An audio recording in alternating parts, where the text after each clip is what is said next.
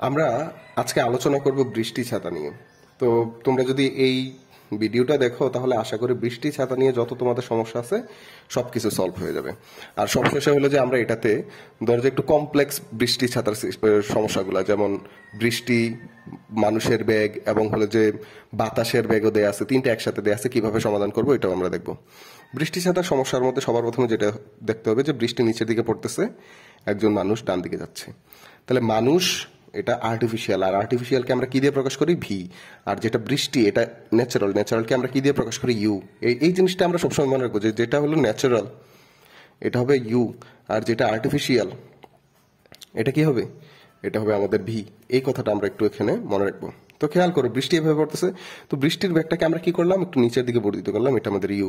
এবার ভিটাকে যদি আমরা হলে যে বিপরীত দিকে নিই তাহলে এটাকে আমাদের কত লিখতে হবে? Minus V. তাদের মধ্যবর্তী এখানে কোণের মান কত? অবশ্যই 90 ডিগ্রি। এখানে আলফার মান কয় ডিগ্রি? 90 ডিগ্রি। তাহলে এই যে লব্ধিটা কাজ করতেছে এখানে না, এই লব্ধি হলো আর, যেটা আমাদের বৃষ্টি ছাতার লব্ধি। বৃষ্টি ছাতাতে বৃষ্টির লব্ধি, যে এত লব্ধিতে বৃষ্টি পড়তেছে, এটাকেই লিখতে পারি root over of u square plus v square plus 2uv cos alpha আসবে, আলফার মান 90, ওটা 0 হয়ে যাবে, এটা বাদ। তাহলে আমরা লব্ধি পেয়ে গেলাম যে এত লব্ধিতে বৃষ্টি পড়তেছে, 1 নম্বর সূত্র। 2 নম্বর সূত্র, যে লব্ধিটা বা বৃষ্টি কত কোণে, উলম্বর সাথে কত কোণে পড়তেছে, সবসময় আমাদের উলম্বের সাথে কোণ নিতে হবে। তো একটু যদি দেখো, এটা তো আমাদের মাটি ছিল তাই না, তো আমরা চিত্রটা মাটির দিকে নিচে আঁকতেছি, তো অ্যাকচুয়ালি বৃষ্টিটা কিন্তু হবে উপরের দিকে। তাহলে এই যে আমরা এখানে চিত্র রাখতে পারি যে অ্যাকচুয়ালি যে আর এটা থাকবে এইখানে, আমরা বোঝানোর সুবিধার্থে হলে যেটাকে নিচে নিয়ে গেছিলাম। তাহলে এই যে এই কোণের মান যদি হয় থিটা, তাহলে উলম্বের সাথে কোণ মানে কি? এই যে এইখানে হবে থিটা, তাহলে উলম্বের সাথে কোণ থিটা। তাহলে আমরা লিখতে পারি যে ট্যান থিটা অবশ্যই কত হবে? আমরা জানি যে tan theta is equal to কত? লম্ব বাই ভূমি। এখানে খেয়াল করো, এই যে উলম্বের সাথে হলে যে কোণ উৎপন্ন করতেছে, যার সাথে কোণ উৎপন্ন করে সেটা আনুভূমিক, তাহলে অবশ্যই আনুভূমিকটা হবে ভূমি, মানে নিচে, ইউ হবে নিচে। আর এই যে আমাদের ভি এর সাথে কোণ উৎপন্ন করে নাই, তাহলে ভিটা হবে কি উপরে। তাহলে এই যে ট্যান থিটার মান আমরা পেয়ে গেছি, এটা আমাদের 2 নম্বর সূত্র, যেটা দিয়ে আমরা উলম্বের সাথে কয় ডিগ্রি কোণ উৎপন্ন করবে এটা নির্ণয় করতে পারি। তাহলে বৃষ্টি ছাতার ক্ষেত্রে আমরা লব্ধি এবং লব্ধির দিক দুইটা সূত্র পেয়ে গেছি। এবার সমস্যাটা হলো যে যদি এই বৃষ্টি ছাতার সমস্যার মধ্যে আরেকটা জিনিস অ্যাড করা থাকে, যে বৃষ্টি পড়তেছে ইউ বেগে, একজন মানুষ ভি বেগে গতিশীল, এবার হলো যে মানুষের ব্যাগের সাথে মানে নির্দিষ্ট দিকে একটা ব্যাগ আছে, এটাকে আমরা কি বলতে পারি? মানুষের ব্যাগের সাথে একটা নির্দিষ্ট ব্যাগ, এটাকে আমরা বলতে পারি ধরো যে বাতাসের ব্যাগ। এবার বাতাস দেয়া আছে, তাইলে আমরা বললাম যে বাতাস থাকলে, ঠিক আছে। তো বাতাস থাকলে কি হচ্ছে? যদি দেখি যে এই দিকে হলে যে একই দিকে বাতাস আছে, আর বাতাস তো ন্যাচারাল, এটাকে আমরা ইউ এ দিয়ে প্রকাশ করলাম। তাহলে খেয়াল করো বাতাসের বেগ কার দিকে আছে? বাতাসের বেগটা আছে হলে যে মানুষের বেগের দিকে, একই দিকে। আর আপেক্ষিক বেগ অনুযায়ী, কি অনুযায়ী? আপেক্ষিক বেগ অনুযায়ী যদি একই দিকে হয় তাহলে বিয়োগ করতে হবে।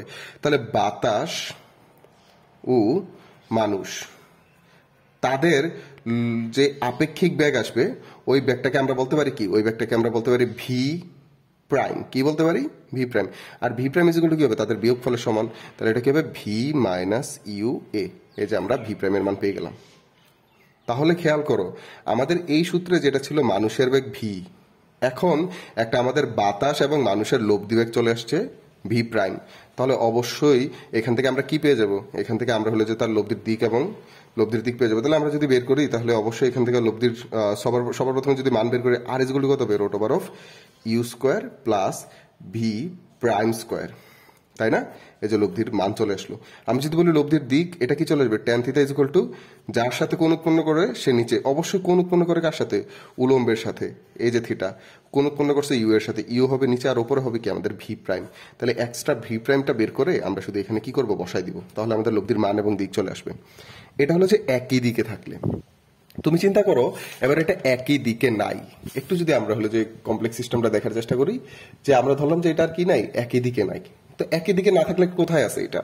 একটু খেয়াল করো যে এই দিকে আমাদের মানুষের বেগ ভি, ওপর থেকে হলো যে কি পড়তেছে? হলো যে বৃষ্টি পড়তেছে ইউ। এবার বাতাসটা আছে তার বিপরীত দিকে, আমরা বললাম যে ইউ এ, এটা বিপরীত দিকে আছে, তাহলে তাদের মধ্যবর্তী কোণ কত? 180। আর আমরা জানি আপেক্ষিক বেগ অনুযায়ী যদি বিপরীত দিকে থাকে, আপেক্ষিক বেগ অনুযায়ী যদি কি হয়? বিপরীত দিকে থাকে, বিপরীত দিকে হলে আমাদের যে লব্ধির মানটা আসবে ওই লব্ধি V prime is equal to কি হবে, তাদের যোগফলের সমান। আর যোগফলটাকে আমরা কত লিখতে পারি, আমরা লিখতে পারি ভি প্লাস ইউ এ। তখন আমরা ভি প্রাইমের মানটা পেয়ে যাবো যোগ করে। তোমরা যদি একটু খেয়াল করো, যখন একই দিকে ছিল, বাতাসের ব্যাগটা যখন একই দিকে ছিল মানুষের ব্যাগের দিকে বা গাড়ির ব্যাগের দিকে, তখন আমরা এখানে নিয়েছিলাম মাইনাস। এখন এখানে কি হবে, শুধু প্লাস, আর কোনো পরিবর্তন হবে না।